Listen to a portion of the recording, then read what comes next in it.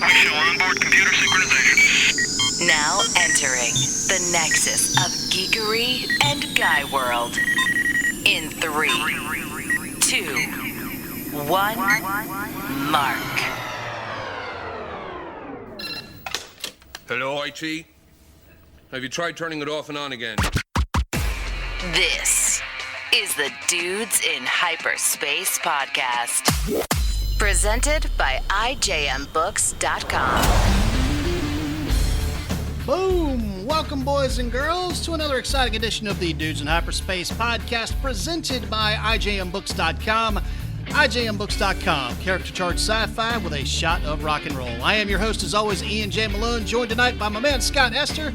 Dave has the night off. Going to get to Scott here in just a second, but before we do, you know the list by now.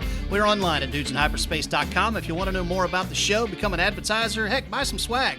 Go for it. It's all right there. Again, that's dudesinhyperspace.com. You can also email the show at dudesinhyperspace@gmail.com. If you've got a question for our Dude Mail segment, we've got a good list of those going on tonight. You can also hit us with those on social media at the Hyper Dudes on Facebook and Twitter. Same handle, both platforms. We'll get you there, and we got all kinds of stuff. So anyway, big show tonight. Lots of stuff to get to. Return of Major League Baseball. Some other sports look like they are going to try tentatively to reopen, and we're going to see how that goes. Also have, for a change, some entertainment news. So lots of, again, full show tonight. So lots of stuff to get to. But before I do that, Scott, what's going on, man? What's happening? How are you doing this evening? It is we're heading into a holiday weekend. Got a little time off. Preparing to kick back, relax, and enjoy everything that North Carolina has to offer this weekend. Nice. What have you planned for your first holiday weekend in the great North State, the old North State? We are going to head out west to the mountains up in the Asheville area. We can go visit some family, I think, and just enjoy some hopefully cooler weather up in the mountains, and try to find some delectable beers to sample over the weekend. They got a few of those in Asheville. I will tell you now, Asheville has it in spades. That's the word on the street. So if you guys have any recommendations, definitely shoot them our way, and I'll swing by any brewery that you guys ask me to. Maybe I'll do a roundup on the next podcast or something. There you go. That's yet another mention for social media. It's a great way to find us at the Hyper Dudes. If you want to talk to Scott directly, he's at FungoBats on Twitter. So go nuts. But yeah, we're having the in-laws over. So as Scott well knows, because he helped me move into this place, finally, my wife and family and I are in the new house. So it's still a little bit of chaos around here. Still got some crates and some boxes and stuff to unload. But for the most part, everything is in here. And for the first time in 2 months, it seems, 2.5 months, like everything I have, my entire existence is consolidated again into one place. It's not me living in one house while the wife and kid are down at the in-laws hanging out, helping out down there with half of our stuff in the garage and the other stuff in a pod. Like everything is here. I can just walk into the next room and get whatever I need to get if it's not here. Walk down to the fridge. Do it. It's that in and of itself is awesome. That is glorious. So, but anyway, so yeah, we're having family over tomorrow. Got some in-laws and whatnot happening. So, put a 10-pound Boston butt in a brine yesterday afternoon. Excellent. So excited to put that on. Going to do some whole chickens and season those up a couple of different ways. Getting a little crazier with my brine this time. I normally do what I call the 111 brine, the 111 brine, which is a gallon of water, 1 cup of salt, 1 cup of sugar. Plain Jane, man. It's tried and true. There you go. But this time we're dressing it up a little bit with some minced garlic, some onions, a couple of different peppers, and a little bit of diced apple. So going to see how that goes. Brown sugar or regular sugar? It's regular sugar. All right. Regular sugar. I have not delved down the rabbit hole yet with the brown sugar, but there's a little bit of brown sugar in the rub that I use whenever I pull the meat out. So that'll be first thing early tomorrow morning as I pull it out, dry it off, rub it down with a little bit of olive oil. That's essentially my glue, just to hold on to the rub. And then I slather it down real good and put it into the old smoker fat side up and load up and go. Making me rethink my my 4-hour drive to the west side of the state. Maybe I should just head east and catch up with you. Yeah, man. So we're going to do some chicken too. I'm a huge fan of smoking chickens whenever I do the barbecue. only because it's a nice alternative. The two obviously go together, but you can do so much stuff with the chicken the week over, for leftovers. So whether it's, chicken salad for chicken salad sandwiches, or using the chicken in some sort of a casserole or a dish or something, it's awesome because it has that nice smoky flavor on it. And then one or two of them, I think I'm going to load up with some spicy seasoning and stuff, and give it a little bit of a kind of a Tex-Mex vibe. But anyway, yep, doing it up, coleslaw, all the fixings, and going to be a beautiful day by the lake tomorrow, man. I'm excited. That's awesome. Yeah, man. Well, as mentioned at the top of the show, we actually have some news to get to. So what say we do that? Let's go. And now the news. Okay, AMC Theaters has announced that they are going to attempt to reopen most of their U.S. venues on July the 30th. The company had originally intended to kickstart the reopening in the middle of July. However, they had to bump that back with a delay because of the recent uptick in American COVID-19 cases. So we will see if they make the July 30th. I hope they do. I know they've got a lot of stuff going on in terms of safety precautions. They're going to do social distancing with blocking off sections of seats. Masks are going to be mandatory, all of that, but stay tuned as that unfolds. But point is, they are shooting for a July 30th reopening. Sticking on the big silver screen, Zachery Levi is headed to the gridiron for his next film. The Shazam and Chuck star will play the leading role will play Kurt Warner, NFL Hall of Famer or NFL legend Kurt Warner. Is he in the Hall of Fame yet? Do we know? I think he is. Is he in the Hall of Fame? Okay. Well, either way, he was really freaking good, and his story was really, really good. So for those who don't remember Kurt Warner back in the early 2000s, you're going to have the opportunity to get to know him with Brother Levi. The biopic is based off of, is he in the Hall of Fame? Yep, 2017. Okay, there you go. The biopic, is going to be produced by Lionsgate and is based on Kurt Warner's book, All Things Possible, My Story of Faith Football, and the First Miracle Season. Right now, the film is set to begin shooting later on this year, but we all know how that goes. We'll have to wait and see when they start with that. Me personally, I think Zach Levi will do a good job there. Shifting gears to the small screen, Netflix announced this week that the forthcoming fourth season of Ozark will indeed be the series' last one. No word on when they'll start shooting on that, but the streaming service did announce that the final season of the show will consist of 14 episodes and be split into two halves. So stay tuned on that. A lot of people are kind of sad about that. I was not a big Ozark guy myself, but know a lot of folks who are kind of sad about that. What I would say to them is best to go out on top. Don't beat the horse like they did with Lost, because it never ends well. Finally, in what is actually our main story for the night, the idiots running Major League Baseball finally managed to get out of their own way long enough to agree for plans for a 60-game regular season with an expanded playoff to kick off later on this fall. The deal will also usher in a number of other changes, right now only for the 2020 season. Most notably the universal DH, a souped-up version of extra innings, which will see a man on second at the start of every extra inning, as well as I lost my place, as well as a trade deadline on August 31st. In the immortal words of Bob Uecker, at least they didn't spike themselves, much like I did that segment. So that is the news. Major League Baseball, man. We talk about that a lot on this show because we're all baseball fans. We have been kind of waiting on this. We hoped it would happen, but we didn't put them past it to blow it.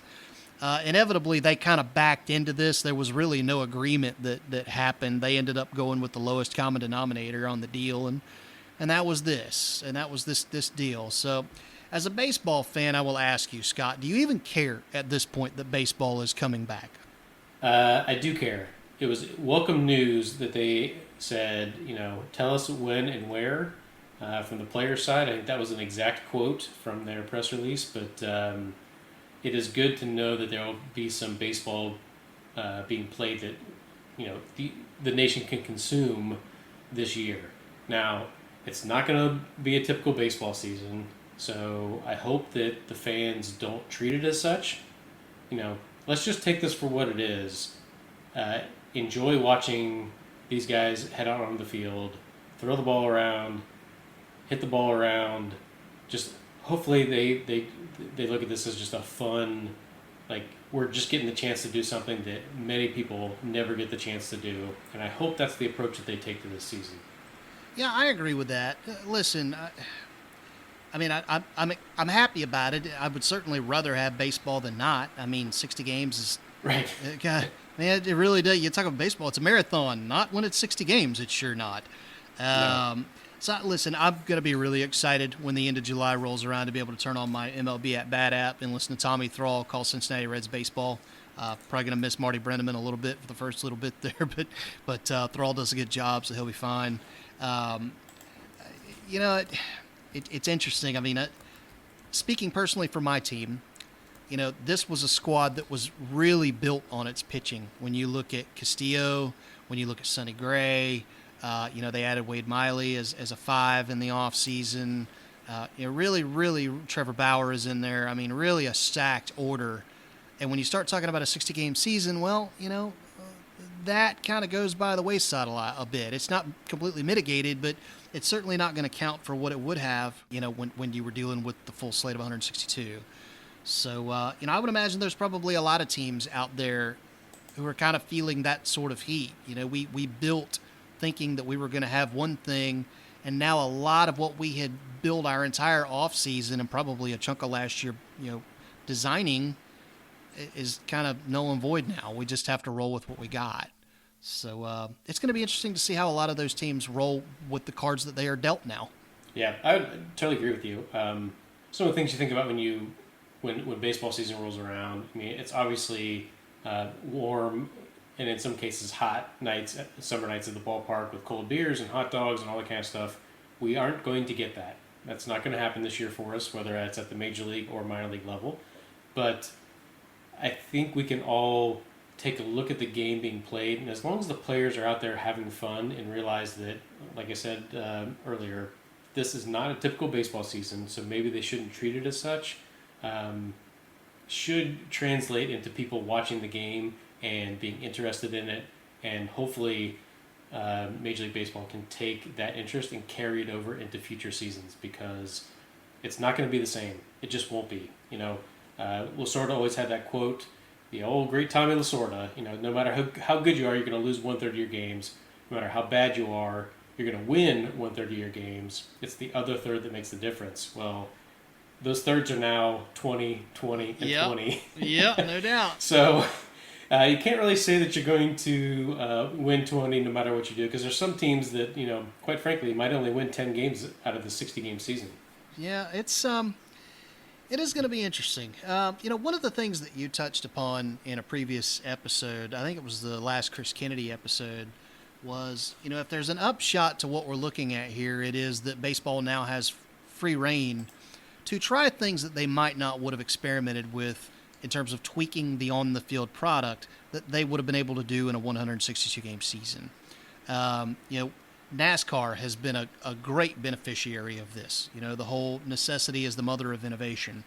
We have seen that in spades in NASCAR. I would expect that next year's NASCAR schedule is going to look starkly different on account of what they have learned from this year than it would have had this been a standard season, i.e., you are more than likely going to see more doubleheaders on the NASCAR schedule next year. You are going to see at some point midweek races. I think it's a decent bet you're probably going to see shorter races in the name of making shorter events. We all know that younger demographics, that matters to them.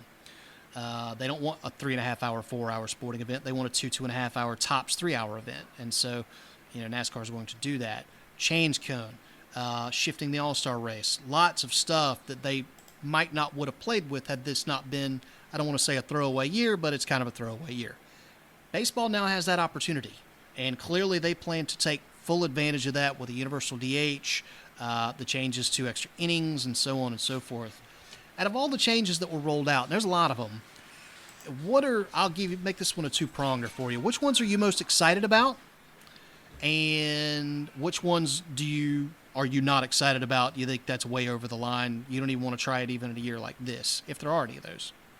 I think there's the two that stick out to me are, and while it was previously planned, having all relief pitchers face a minimum of 3 batters, I'm interested to see how this plays out. Shortened season means that you don't have to worry about a relief pitcher throwing 60, 70, 80, 90 innings. If he's going to come out, I mean, you can use your bullpen to maximum effectiveness over the course of 60 games. There's almost no holding back at this point for players and coaches. So that setup man, use him every night. The closer, give him as many innings as he was going to do that anyway. He was going to play 60 games anyway for you over the course of a season. So now it's you've got the ability to do that. Now running a guy out every night for 10 nights for an inning, probably not going to be the case. But I'm interested to see how that plays out, as well as the strategy behind it.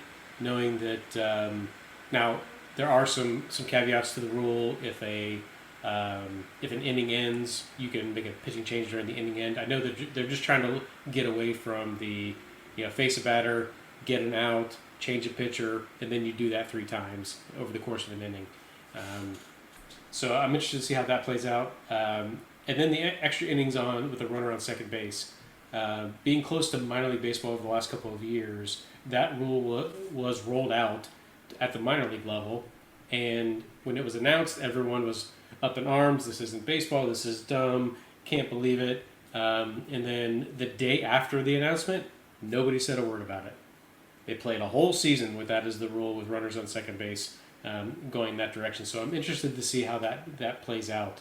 Mainly because you're up to the luck of the draw when that extra innings happens. I mean, the person who made the last out, who was previous in the batting order, goes to second base, and he may not be the fleetest of foot person, and you may not want to pinch run for that person because you might need them later on in a defensive role. So, there's a lot of factors that go into that, so the strategy comes into play there.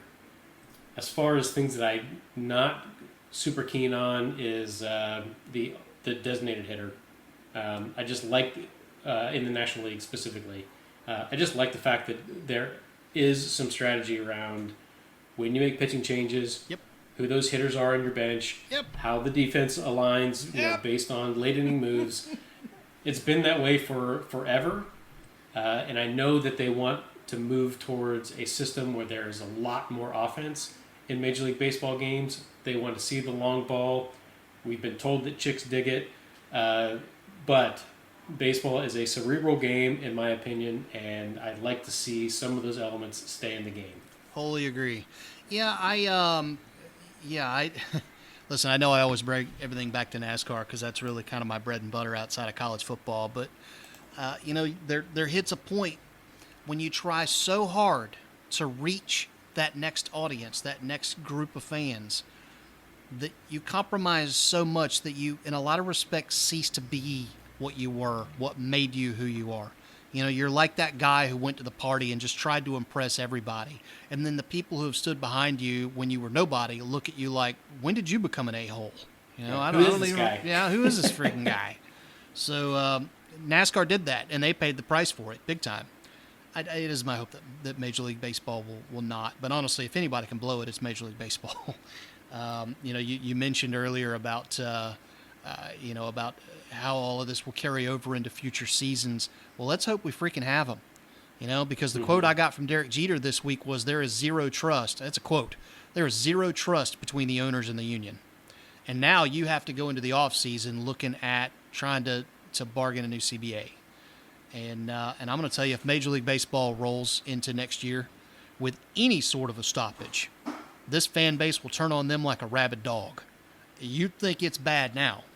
There are diehard old school fans that I've known that I know have been fans of this game for decades that are at the point now when they're ready to walk away from the game. So if there's anybody listening to this show that's affiliated with Major League Baseball, I'm sure you already know that, but here's one more voice in your ear telling you can't afford to blow it next year. You can't. But anyway, back to the question at hand. I don't mind the extra innings thing. I know that's a bit radical for some, but listen, I've cut my chops the last 10 years in a minor league baseball town in Durham.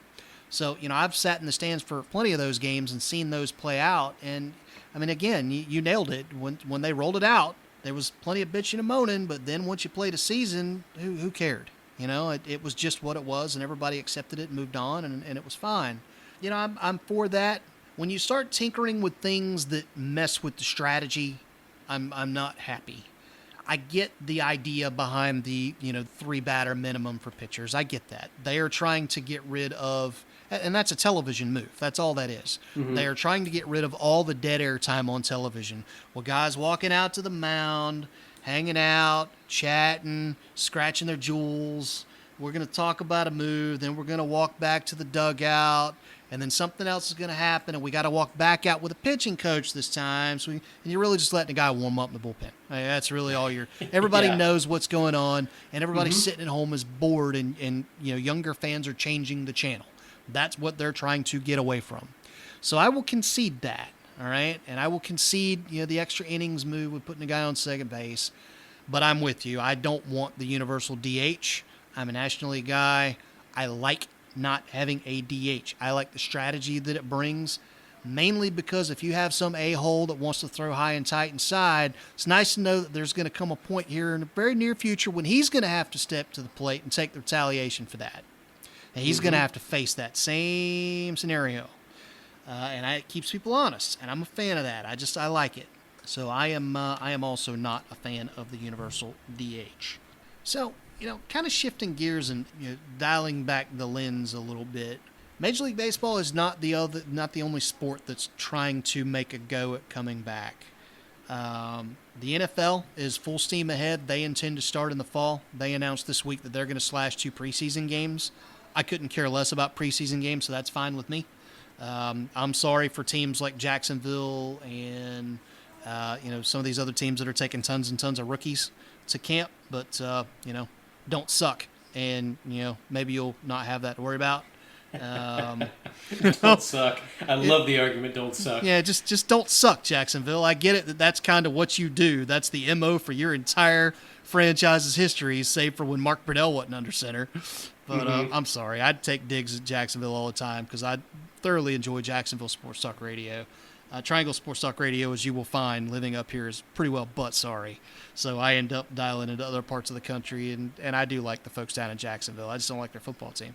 But anyway, teams that are coming in with a ton of rookies, a ton of unproven talent, a lot of questions in terms of personnel, that is definitely going to hurt them losing 2 preseason games. But it also buys the NFL more time, to wait and see what's going to happen with COVID. Are we going to, see a steady decline at some point in cases, particularly once guys get to camp? How's that going to work? So it buys them time. Another sport in the news that's going to make the comeback later on this month is the NBA. They're doing Orlando. They're going to put everybody down at the Wide World of Sports and play in 3 arenas and hope for the best. As it stands, I think the last count was 25 NBA players have tested positive for COVID. So it's going to be interesting to see how that happens once you put all those guys down in Orlando. So anyway, but that's kind of where we're at. I don't even want to delve into college football. Nobody knows what that's going to look like come the fall. We all want to see it happen. Lord knows we want to see college football happen. But right now, man, with the way things are trending in certain states, there's really no way to know. I think there was a lot of optimism that CFB was coming back 3 weeks ago. Now I don't know that that's quite shared as broadly as it was at that time. But in your opinion, who has the best chance to make this happen and make it stick? MLS is coming back. The PGA is already back. I think the PGA kind of pulled them out because they're individual sport. But out of the team sports, who do you think has the best opportunity based off of what you read and what you know about these leagues to get this right? Honestly, I think it is the NFL. It is a television-heavy league to begin with. Right. And they're already starting to make plans for allowing teams, which traditionally have not been able to sell field-level signage because that was dedicated to just broadcast companies being able to sell. It was actually to protect their rights to be able to sell advertising. So that's the reason why professional soccer has LED, around the field-level signage, but you won't see it anywhere on the NFL.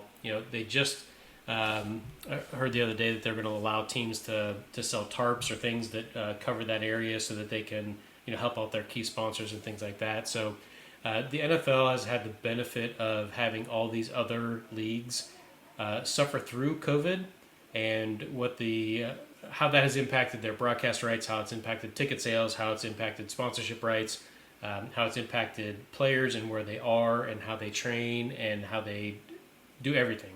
they are the last ones standing when it comes to that. So I think they're in the best position to make the most informed decision about how to move forward with their league. You know, the NBA has had some players say, I'm not going to play. Major League Baseball has had some players say, I'm not going to risk it. You know, I've got a pregnant wife. I have kids that have, you know, are immunocompromised. I've got all these other, you know, health things to consider, so they're not going to be participating. The NFL seems to be a league of players that are like, you know what, we're just going to go do it. That's what we do. We play football, so just let me out there and go play. So to me, they're the ones best positioned to, you know, make this happen and happen on time. Now, I'm with you on the preseason games. Couldn't care less. There was a news story the other night that the Panthers were set to have home games on week 1 and week 4, and those are the weeks that they're planning on canceling. So, you know, they won't have a home preseason game. Well, they weren't going to have any fans in the stands anyway, so what does it matter? Well, I will. Other than the travel arrangements that get your team, you know, into a different position, right? You know, that is what it is. But I'm okay with no extra preseason games. Sure. I will say this: the one downside, and this is not really anything to write home about, but for me, it kind of matters. The one fun thing that there was to watch about the preseason was you knew you were going to get to see some guys play that maybe you had seen in college that are never going to sniff the field at a regular season game ever. All right, True. but you know they're scrapping for a scout team spot, and so they get out in the fourth quarter of the second or third game in the preseason, or the fourth game of the preseason, and get to sling it around a little bit, and you get to say, yeah, guys still got it. And the reason I say that is you mentioned the Panthers and their preseason stuff. You know, they signed P.J. Walker, who was without a doubt, hands down star of the XFL. I mean, he lit that league up for the 6 weeks or 7 weeks that they were out there. And now you're putting him into Matt Rule's offense in Carolina. So, hey, stranger things have happened, man. I mean, I remember when Tommy Suck Maddox, came out of the XFL in his first incarnation and made a nice little go of it for himself with the Steelers. So, and he'd been labeled one of the biggest busts of all time. But, spent a year in the XFL, came back, did some things. So, P.J. Walker would have been fun to watch in the preseason, but it is what it is. I'm with you on the NFL. I do think they have the best chance to make a go of this. That will have no problems playing without fans. They will lose revenue, but nowhere near the percentage of revenue that somebody like Major League Baseball is gonna get hit with by not playing in front of fans. They can exist solely off of their television contract. They have that luxury. They also have the luxury of time. If God forbid they need to eliminate the entire offseason or the entire preseason and not start until September the 12th or whatever that may be, they have that luxury to be able to do that.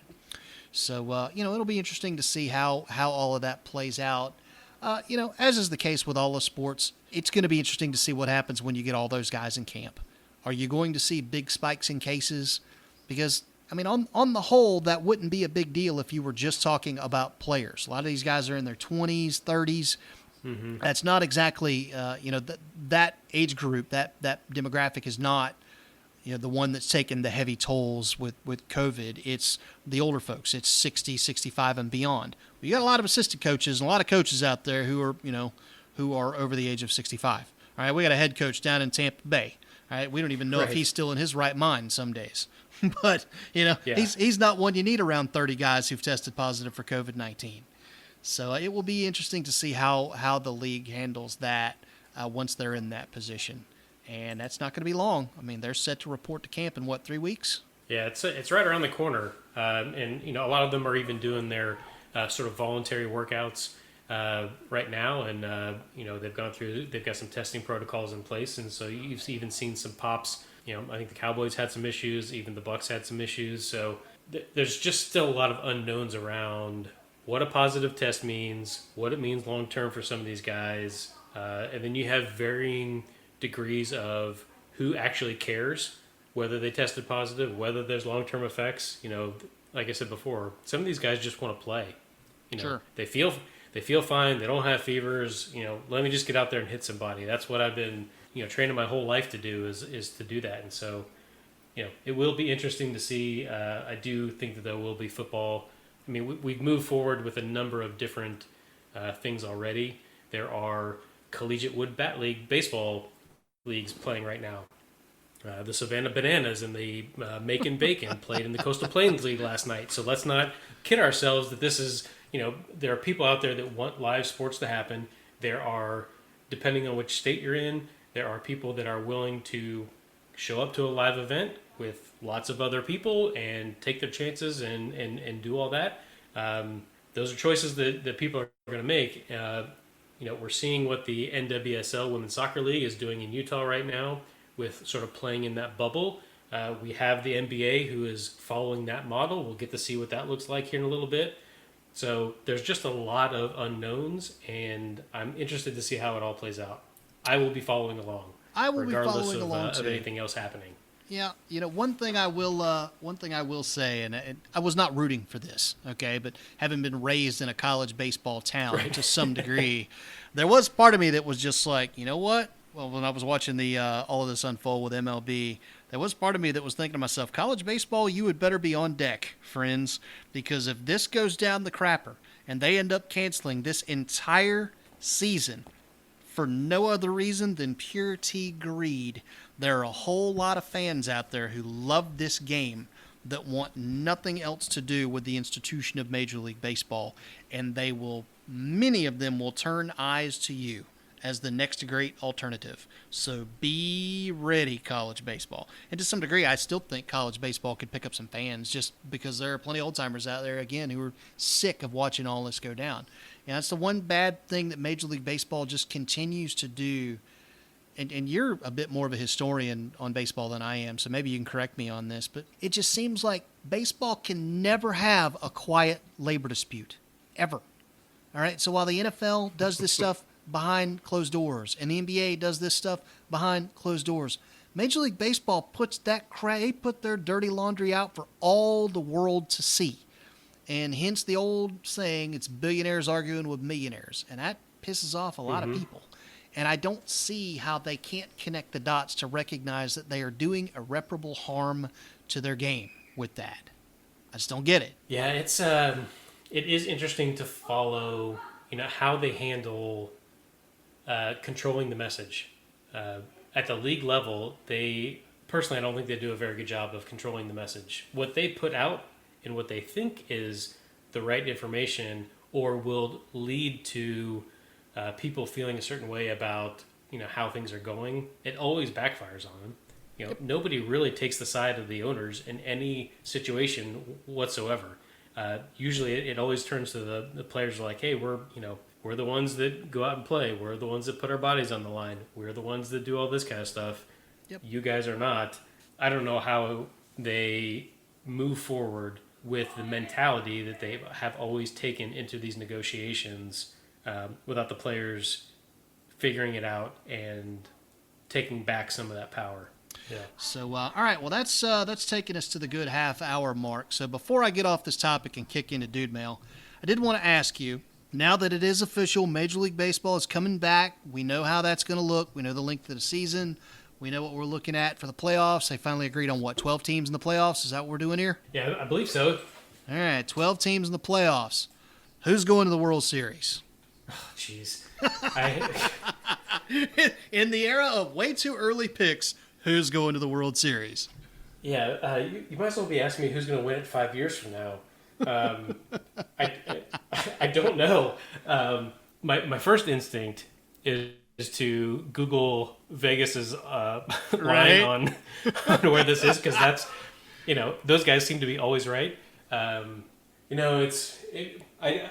can't even begin to think about who is going to win that. Right. My guess is that you have to go to the teams that have the strongest pitching staffs, because they're the ones over a short period of time.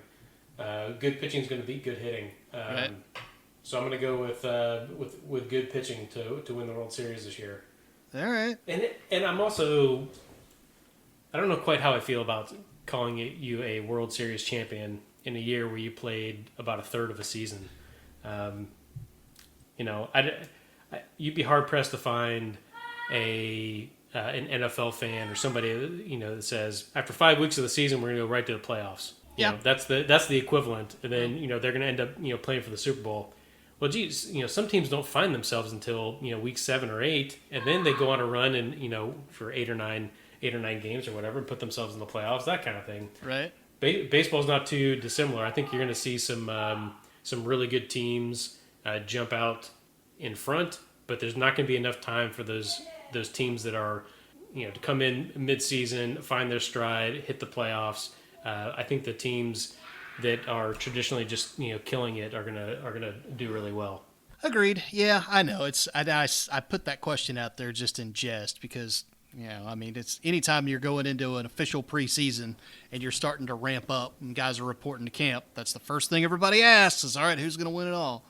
But yeah, but I feel you. As far as Vegas, I want to say the last thing I read was the Dodgers and the Yankees, obviously, were the favorites to win. So, hard pressed to argue with that. I have heard mention that the Rays could be fairly decent this year. Some folks think they could make some noise. But I'll go ahead and plant my flag in Cincinnati. And I'm going to say the Reds represent the NL. Hope springs eternal. And there you go. And they will face off against probably the New York Yankees. But but I will say this: banners are banners, my friend, and they all hang the same.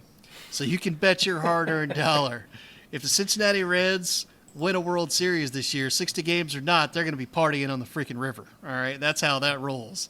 And I'm pretty sure it's the same thing down in Tampa, St. Pete.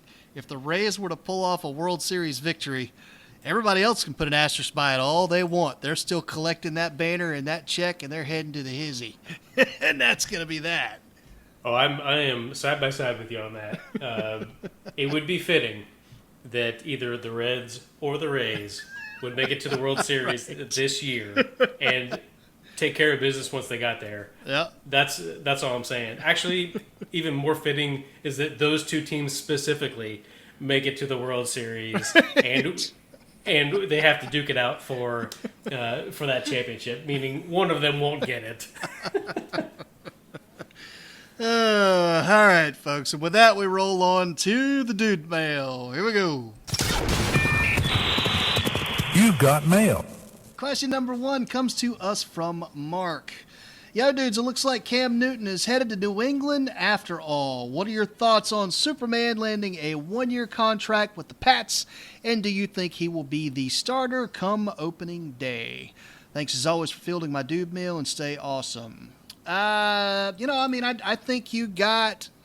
I did hear some rumblings that there were some people who didn't feel like he got paid enough, that he was underpaid. But, what do you want? This guy's 31, has been hurt for the last 3 years straight, went 0-8 in his last 8 starts. You still don't know if he's healthy now because nobody can, you can't have any of your doctors get around him because everybody's in quarantine. What did you think? They were going to give him a $30 million contract? So I think that's probably the best case scenario for Cam Newton. I think landing in New England will give him a bit of stability that he's not had in quite a long time in New England. I know Ron Rivera was always there, but he did go through his fair share of offensive coordinators and different systems while he was in Carolina. So, it doesn't get any more steady Eddie than Josh McDaniels. And now I do think they have to find some tools to put around him because, good Lord, you got what, Edelman? Julian Edelman, he's 34 now? Mm-hmm. Who else have you got? Really, who else are you freaking throwing to if you're Cam Newton? So we'll see whether or not he's the starter come opening day. Everything I hear is that they are really, really high on Jared Stidham. That they really like him. They like his athleticism. They like the way he can throw the ball downfield with accuracy. He makes the touch throws really well, and they're just very happy with his progress in their system. So I think it's going to be interesting to see how it plays out. But Cam Newton to New England. What say you, Scott? Well, let's not forget the fact that he's made more than $1 million or $100 million in his 10-year career. Sure. In Carolina. So there's that. Now, he is getting the bare minimum for someone with his experience from the contract side of stuff. But there are $6.5 million worth of incentives and bonuses and things laid into that contract. So he has the opportunity, merit-based opportunity, to, if he wins the job and he plays the season out and he does well, he's going to make his money. That part of it I'm not so worried about. To your point about not having the tools around him, I don't know that he in his current health situation is going to be able to carry a team all season long, like he did when he was first in the league. Sure. He cannot put that team on his back. Sure. And ride them to the playoffs. So it's going to come down to what he has around him and how well he buys into Belichick's system. Nope, wholly agree. All right, next question comes to us from Stacy. Hey guys, been a huge fan of Cobra Kai since it debuted on YouTube Premium way back in 2018. I was under the impression that show was a success. So what's the holdup with season 3? What do you guys know? Cobra Kai is actually not going anywhere. You are correct. It is a very successful show, and that's part of the reason why you have not seen it. Cobra Kai is actually produced by Sony Television.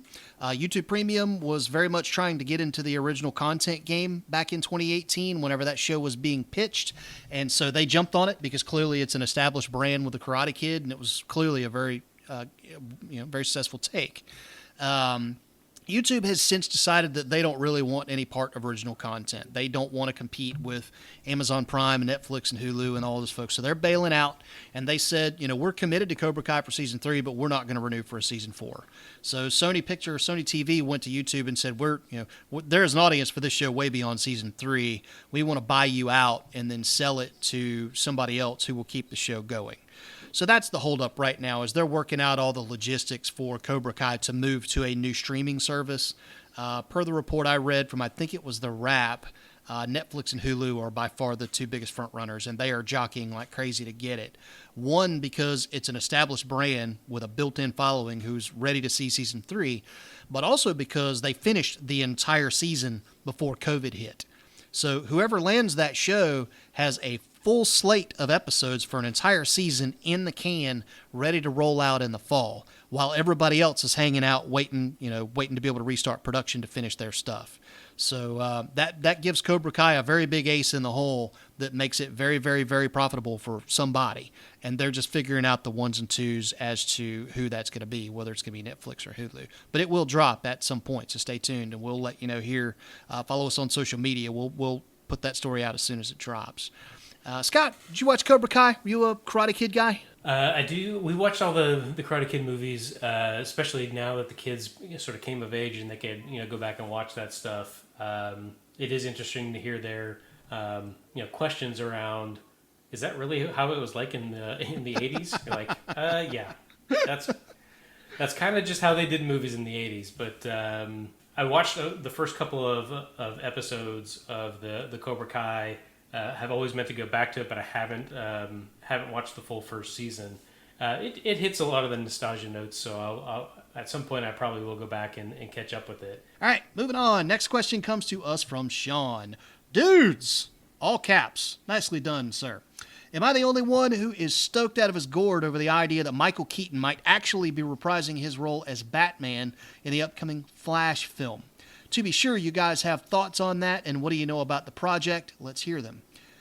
Scott, did you read up on this? We actually posted this one out to social media a couple of days ago. Did you see it? I did see it, and I'm pretty excited about it. Okay.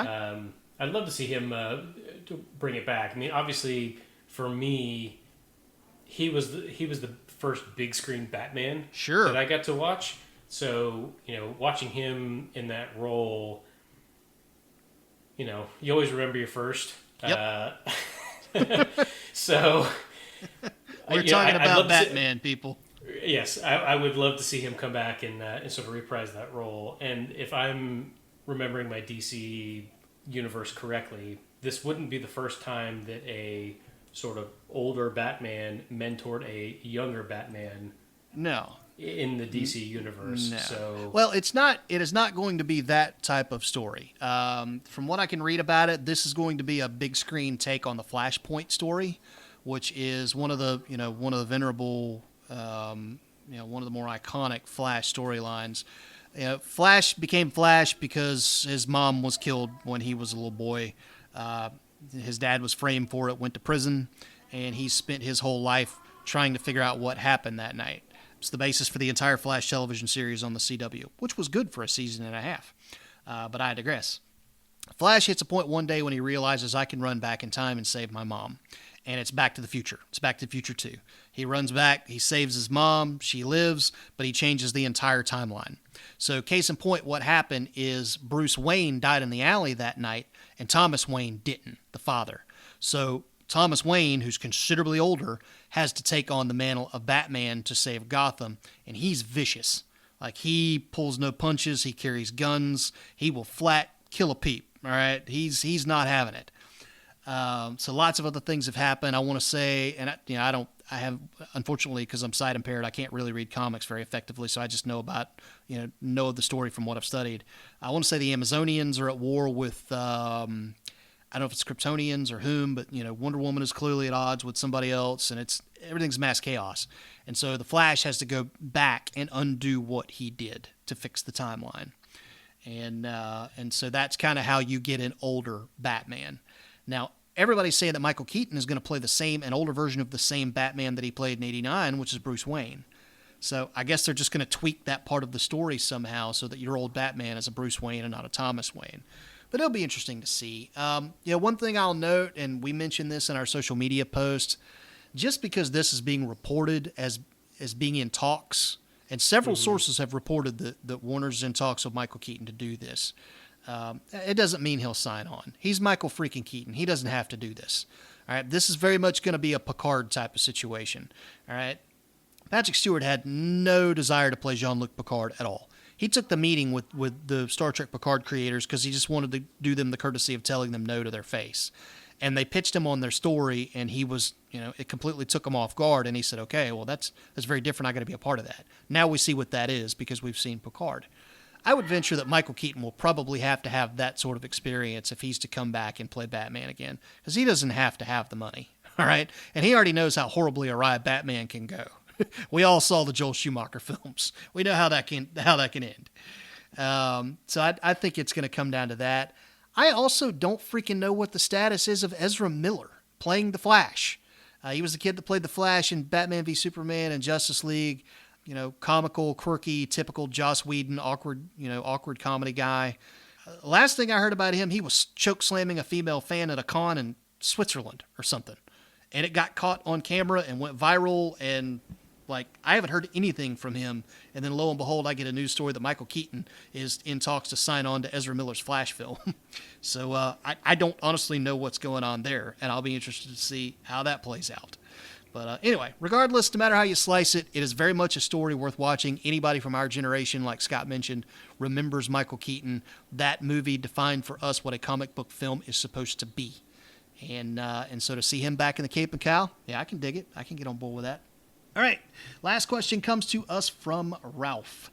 Evening, fellas. I've started following NASCAR during the pandemic and have gone so far as to adopt Matt Benedetto as my driver. Good call there, like Matty D. Guido, as it were. That said, it seems like there's a lot of chatter that Kevin Harvick and Denny Hamlin are going to be the favorites heading into the playoffs this year. What say you? Do you guys think those two are the odds-on favorites in the clubhouse, or is there still room for somebody to climb into the fray? Oh, God, yeah. There's still plenty of time for somebody to climb into the fray.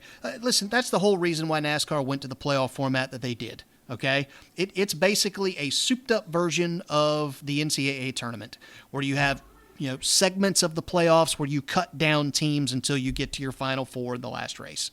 So, a lot of fans don't like that. They want the old school system where you talk about points and consistency, and there's definitely an argument to be made there. I'm not going to relitigate that here. What I will say is that one of the upsides to the format that they have is you can have a Cinderella story. Or you can have somebody who gets hot at just the right time, rides the momentum down the stretch into the the final 8 and then the final 4, and takes a championship at Phoenix or Homestead or wherever they're going to have it. Case in point, Joey Logano 2 years ago, I guess it was. He got ahead of steam, bumped Martin Truex out of the way for a win in Martinsville, sealed his fate, sailed on to Homestead, smoked the field, won himself a title. So, I don't think by any stretch that just because Kevin Harvick and Denny Hamlin are the favorites right now and seem to be head and shoulders above the field, that they are going to be the favorites come the end of the season. There's still tons of racing, really good racing, left to happen. So, Scott, you've actually been following a little bit more NASCAR in the middle of all of this. I called you one night. What you doing? Watching Martinsville. So, right. What say you, man? You got any thoughts on this? No, I love the idea of sort of the Cinderella story, coming out of nowhere, that type of thing. Quite honestly, it sets up for it could be the difference between a team that might be struggling financially, gets caught up in this, playoff race, and now all of a sudden they're a viable team for years to come because they made their way through, as long as their financial backing, sticks with them, whereas in other years, a team like that wouldn't have, maybe doesn't get caught up in that same situation, they might die off because they're not, financially viable going into the future. So I always like the ability for teams and drivers and folks to sort of come out of nowhere, take advantage of a moment in time to propel themselves into greatness. Sure. Yep. Well, and that's exactly what they wanted when they instituted this playoff format. And in their defense, NASCAR has some of the most riveting playoffs year in and year out of any sport that I follow. And I don't just say that because I'm a fan. I mean, those cut-down races, when it's all on the line and these guys know, listen, I'm behind the 8 ball in points. There's no way I can coast. I have to charge to the front and win this race or my year is over. You want to talk about intensity ratcheted up to 11? Dude, it's awesome television. It's great theater. So yeah, admittedly, in case you haven't noticed, I am kind of a fan of the new format. I do think as a fan, it's a lot of fun to watch. Plus, I just got tired of watching Jimmy Johnson and Matt Kenseth lock up championships with 5 races to go in the season. There you go. But anyway, I would be remiss, and thank you for your question there, Ralph. I would be remiss if I didn't bring up the Bubba Wallace and the Confederate flag thing. I have had lots of questions on that and what my take on it was. I don't feel like I really have anything new to add to this conversation, but I mean, for what it's worth, my 2 cents. I applaud Bubba Wallace for taking a stand on something that is clearly very, very important, and that is equality for everybody in this country and everybody in this world. No matter how you slice it, that is a noble, noble cause. All right. And it was, it's a bummer that he has to be the only one to kickstart this movement in NASCAR, but he took that and he ran with it. And I'm going to tell you something, the solidarity that I saw from the garage and the drivers that Monday at Talladega is a moment in time as a sports fan at age 43 that I will never, ever forget. I was so very, very, very proud of my sport and the garage and, my driver, who was apparently, depending on the reports, a very big part in helping to coordinate that. So it was, there are so many times when we see sports leagues rise up for a cause, and it's for the almighty dollar, all right? It's the popular thing. It's what you have to do, and you don't want to call it contrived, but that's exactly how it feels. But, they trot it out there and they sell us the line. This was not that. All right, that sport knew that they needed to make a statement, and they did it. And I'm really proud of them for that. I also don't have a problem with Bubba's message. And Bubba's message was, let's all be quiet and have a conversation. Let's get to know each other. Put aside what you think you know about somebody else's position and just be quiet for a little while and listen to them speak about their life experiences. I wish we could do more of that in our country. Frankly, I don't. For all the talk about conversation, I turn on social media and I hear a whole lot of people screaming at each other, and that's a bummer. That was not Bubba's message. Bubba was not, let's raise hell and burn cities down and try and get people's attention. It was very much, let's understand each other. And, let's go out of our way to try and stick up for one another. And I very much appreciate that. I know a lot of people kind of took umbrage a bit with the fact that he ran a Black Lives Matter paint scheme at Martinsville because I think not very clear, but there's definitely a divide between the cause, the sentiment of Black Lives Matter and the organization, the movement, the foundation, I guess is the proper word. That foundation, that organization does have some policies, some ideologies that don't stand with a lot of people. And in his defense, I don't think that's what Bubba Wallace was trying to do that night at Martinsville. I think it was very much the message of Black Lives Matter, human lives matter, that he was trying to get across. And that's exactly right. Because, not to get spiritual on y'all, but we're all made in the image of God. And we're all human beings. And I think that was what he was trying to get across. So as far as the Confederate flag goes, the band goes on the flag. I also stand beside NASCAR on that. I don't think they had any choice. I also, however, understand why they've been reluctant to do that. Once you start down the road of telling people what they can and can't say or what flags they can or can't fly, passing laws that tell them that, mandate that, that's a slippery slope. And if you don't believe me, just keep an eye on the NBA. They're about to start allowing social justice messages to be put on the backs of players' jerseys, and that's going to be an interesting thing to see unfold. Because what happens if some guy who goes to Tabernacle on Sundays in Salt Lake City, plays for the Jazz, wants to post Unborn Lives Matter on the back of his jersey? As a league, you've now set yourself up that you have to make a statement on that one way or the other. NASCAR didn't want to do that. That's why for years and years now they have said, we would sure appreciate it if fans would stop bringing that flag to the track. That's not something that we stand for. It's not something we believe in. We're happy to do flag exchanges for American flags. We would appreciate if they would stop. Their feet were put to the fire now, and they had to make a stand, and so they did. And they made the right call. I back them 100%. I also understand the reluctance, why it got them to this point to do that. So, but all in all, bringing this little diatribe of mine to a point, I'm proud of my sport. I'm proud of the leadership that they had to be able to do the things that they did, to make the moves, to make the message that they gave, but then also to back it up with real meaningful action that was sincere. Props to Steve Phelps. I think the NFL and Major League Baseball can only dream of having leaders in front of their sport like Phelps is to NASCAR. Had they still had their previous president at the helm, I think they'd have been screwed. That's just my own opinion. But I think Phelps did them right. And I think the leadership, the powers that be, they handled this as good as you could possibly ask, and I'm proud of them for that. As a fan of NASCAR for more than 20 years, I'm proud of my sport, I'm proud of my garage, and I'm proud of my people. So, Scott, you got anything you want to add to that? You want to jump on this, or you feel free to sail if you want, man. I know it's a touchy topic. Boy, I don't know if I could add it much more to what you said. I echo a lot of those same sentiments, especially in a time where you see things like the state of Mississippi taking action as well, following sort of NASCAR's lead, and like, hey, this isn't cool. We gotta do something about this. So, if you would have told me that out of any of the major sports out there, that NASCAR would have been the one leading the charge in this area, I probably wouldn't have believed you. But I think they did a heck of a job. Taking the lead on this and showing people that you can do the right thing, and it's never wrong to do the right thing. Sure, wholly agree. Well, one thing I would say, all right, and one thing that has kind of pissed me off through this whole ordeal is there's a decent-sized swath of the media that wants you to think, that would like for you to believe that the idiot who flew the plane over Talladega with the, rebel flag banner that said defund NASCAR, they want you to think that's a huge chunk of NASCAR Nation. It's not. That's a handful of idiots who, to borrow a line from Corey LaJoie, took a second mortgage out on their house so they could have their 5 seconds of fame. And honestly, it kind of annoys me that there are media outlets out there who want to give them the platform. All right? I'm looking at you, ESPN, straight at you. All right? ESPN ran that as a prime story.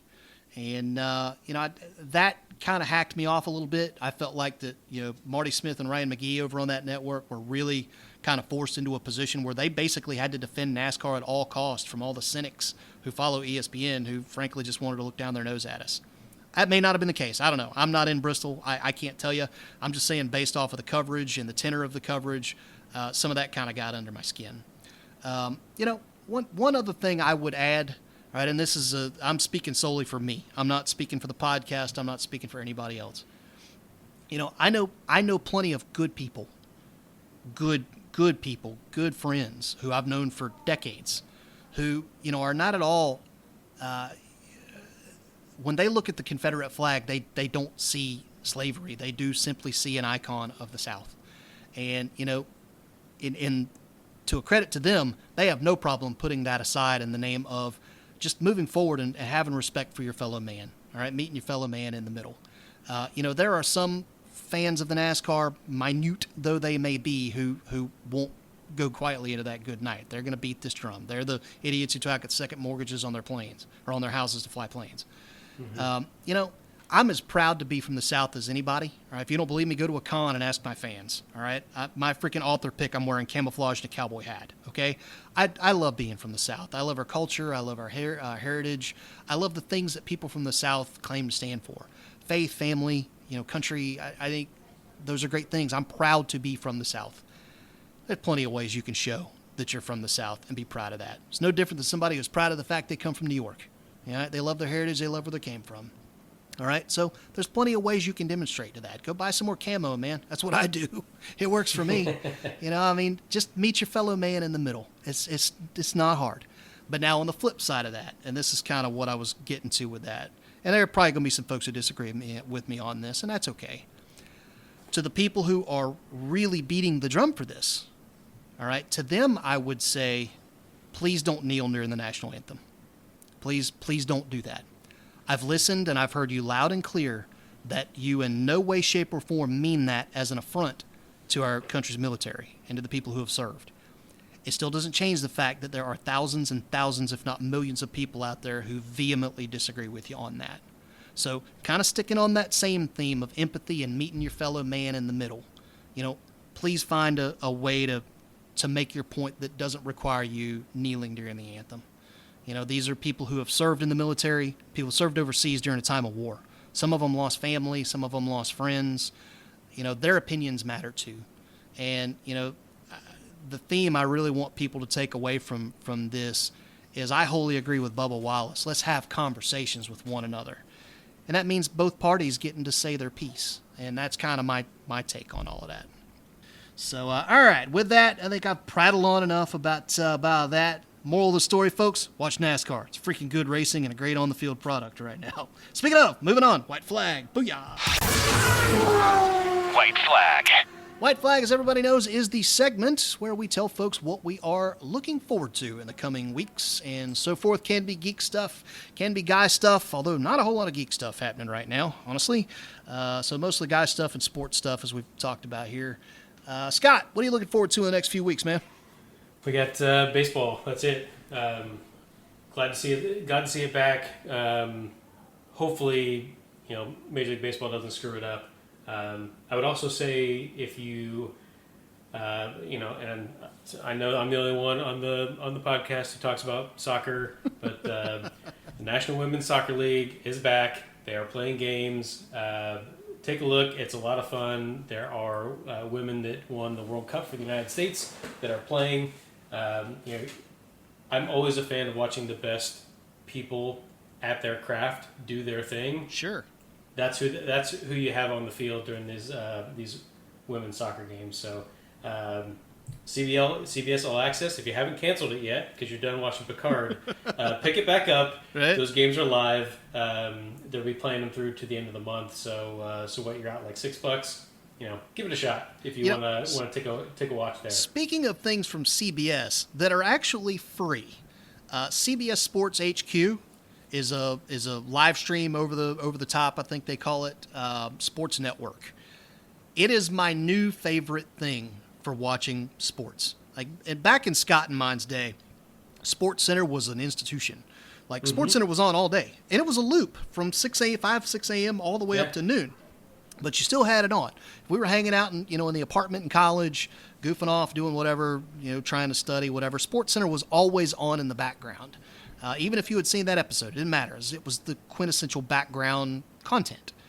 Sports Center hasn't been that for me in years, mostly because it's like everything else on cable television in terms of news and sports coverage. It's just people screaming at each other, and I can't abide that.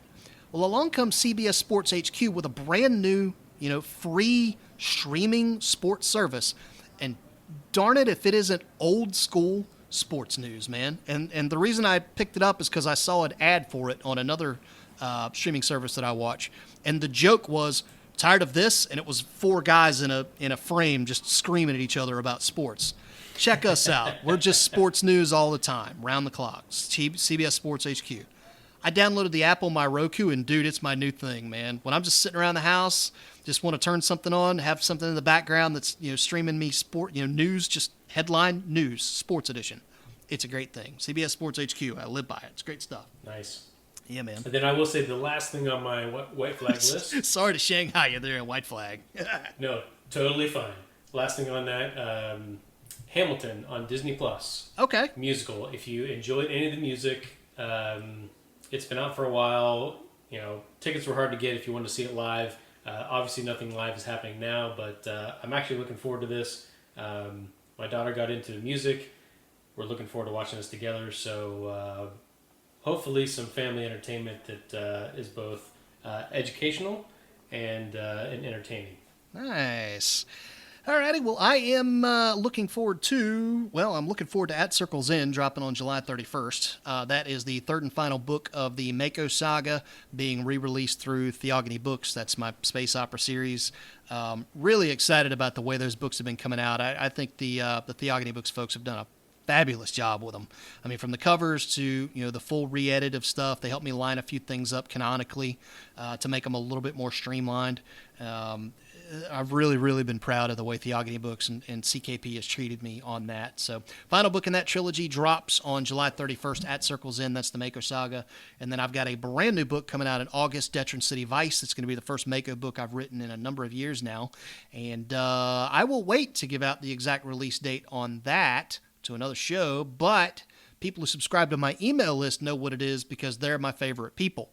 So, go to my website, IJMBooks.com, click the sign up for the IJM mailing list, and not only will you get loads of cool information, but you also get 3 short stories for free. So nothing wrong there. Anyway, pitch. That's what I do. Other stuff I'm looking forward to, the NASCAR All-Star Race was moved to Bristol this year. That is going to be balls to the wall. Bristol always makes for a great race. Just look back, I guess, about a month now. We saw a fantastic race from Bristol when they came back after the pandemic.